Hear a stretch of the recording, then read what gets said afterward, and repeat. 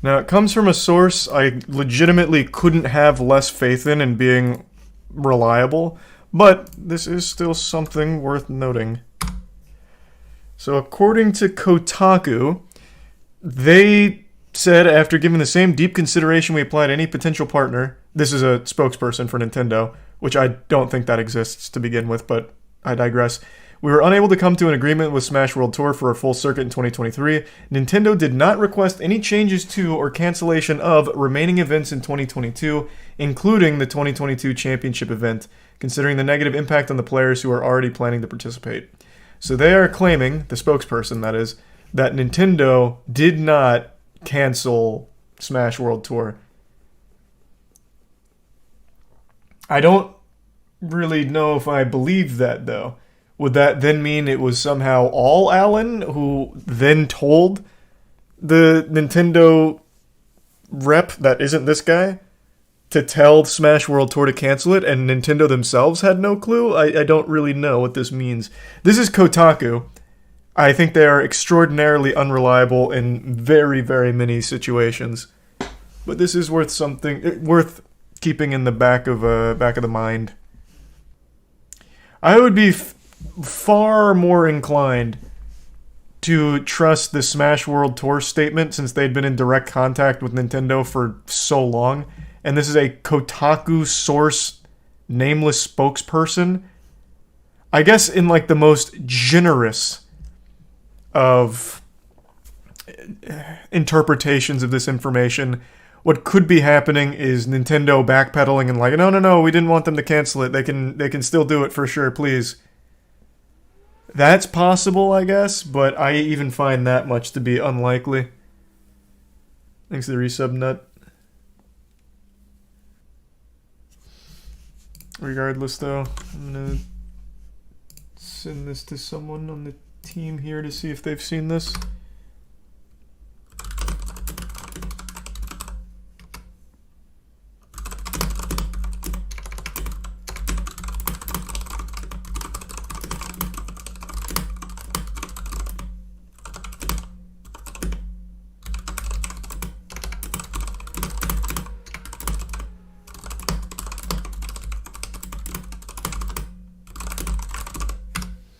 Okay.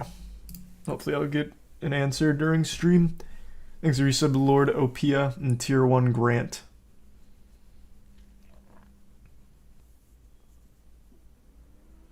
What does Panda Global do as a company? They're an esports org, so they sponsor players, they put on events. And most recently they had their Panda controller, which raised over $1 million on Kickstarter. But they're first and foremost an esports org. But only for fighting games. Thanks to the bits Showtime. Thanks to the recent pirate. When do you think you'll power trip in your org like this guy did for Panda? I don't see why anyone would ever do what this guy did. It's just like actual career suicide. Like he completely tanks the entire company, especially because this is all like it's an esports org in the fighting game community. It is all about reputation, whether or not you survive. Like, it's just, I don't know what the fuck he was thinking. Obviously, this information was going to come out eventually. Plus, VGBC is probably the most well-respected organization in the scene. Thanks to the resub, hi, and Prime Zach. Power does weird things to people. Clearly. It clearly does. Fucking unlucky. Do you stream every day? Yeah. Thanks to the resub, much needed laughs.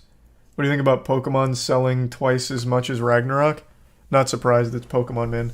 The game is in an unacceptable state, but like the core gameplay is still fun, so it was obviously going to sell well. Thanks to Tier 1 Showtime. Pokemon just actually can't fail.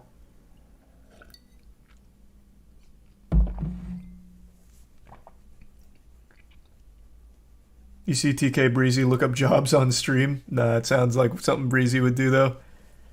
I do imagine most players will be leaving Panda. Unless they have some kind of crazy statement that debunks everything, but I don't see how that would be possible. What about contracts that require them to stay with the org? You can get out of like pretty much any contract, especially like esports contracts. There's so many ways of getting out of that. Like they have a ton of like I guess I can't speak for all contracts. Some of them might be really predatory, but like even the big tier 1 org contracts, like you can get out of those. Like if you're not happy with your org, they understand how bad that is for their company.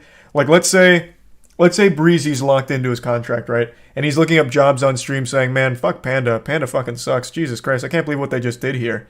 Like having him stay on your team is a bad look for the whole company.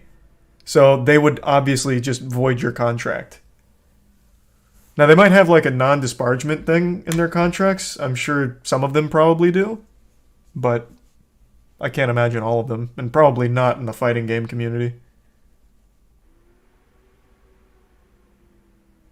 Who's going to take you after that? What if you say, "Man, my org sucks, this shit is so shit, it is so trash"? It depends, man. If they have like a good reason for it, like everyone on Panda does, I don't think that's going to be a detriment to their career.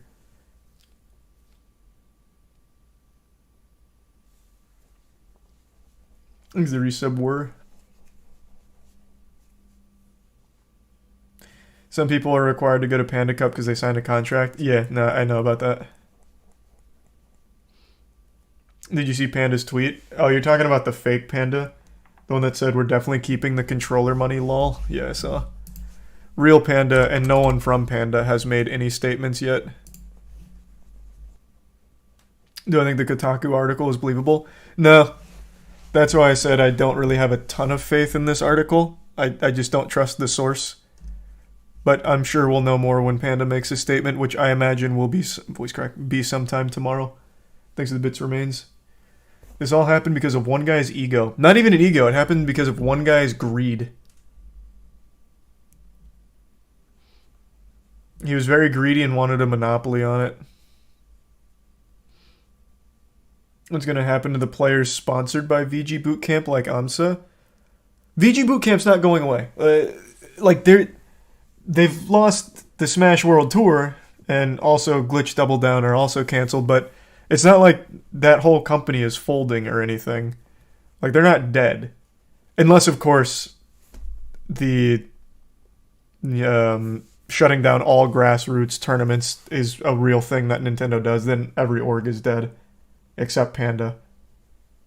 But we don't know if that's going to be true or not.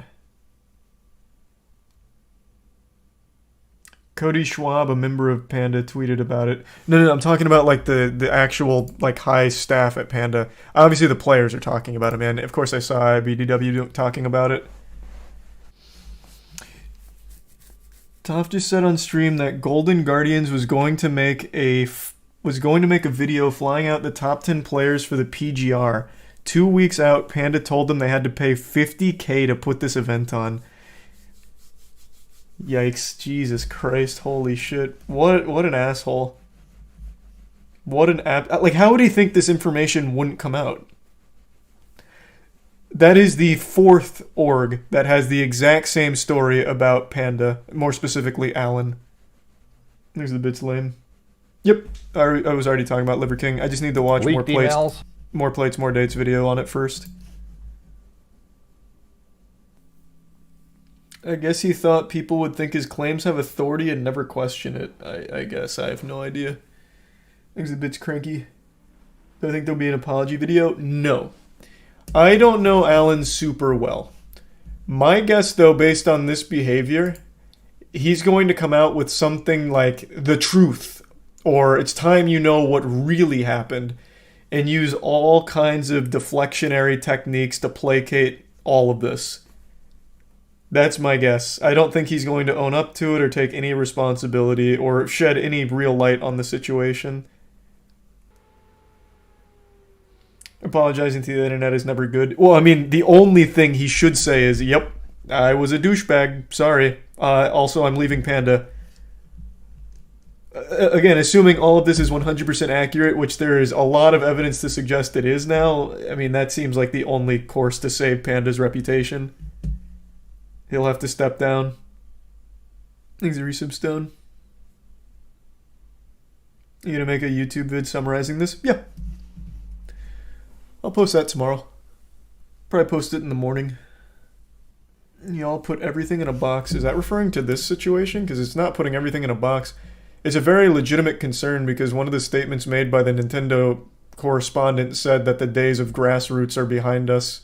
Or I guess, to be more accurate to what was actually said, is those times are gone.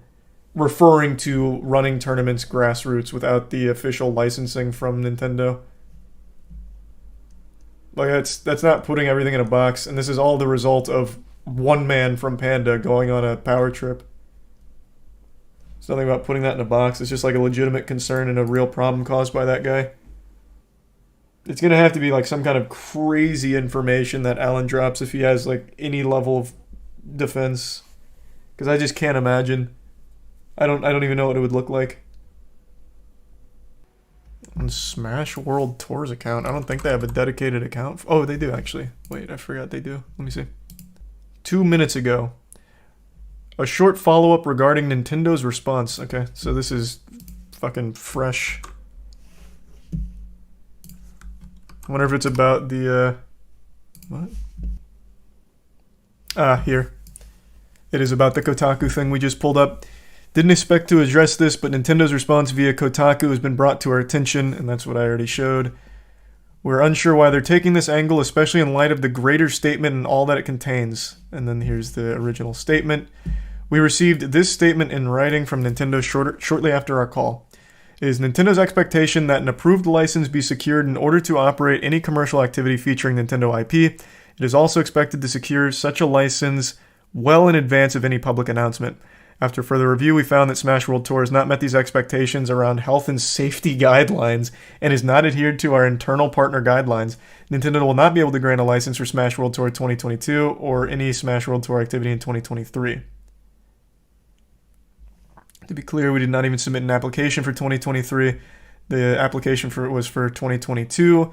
Nintendo including all 2023 activity was an addition we were not even expecting. In our call that accompanied this statement, we asked multiple times if we'd be able to continue to operate without a license as we had in years past with the same unofficial understanding with Nintendo. We were told point blank that those times are over. They followed up the call with their statement in writing again confirming the 2022 championship and 2023 activity were in the exact same boat. I trust that far more than the Kotaku source. Yeah, I guess we'll see. One thing's for sure, Smash World Tour is not happening anymore, which is an absolute shame. And Panda Cup is going to eat absolute ass, so that's not like a good replacement. If they want to take this stance, though, then how about Nintendo tomorrow come out and say, actually, there was a misunderstanding. Smash World Tour Championships should continue as planned.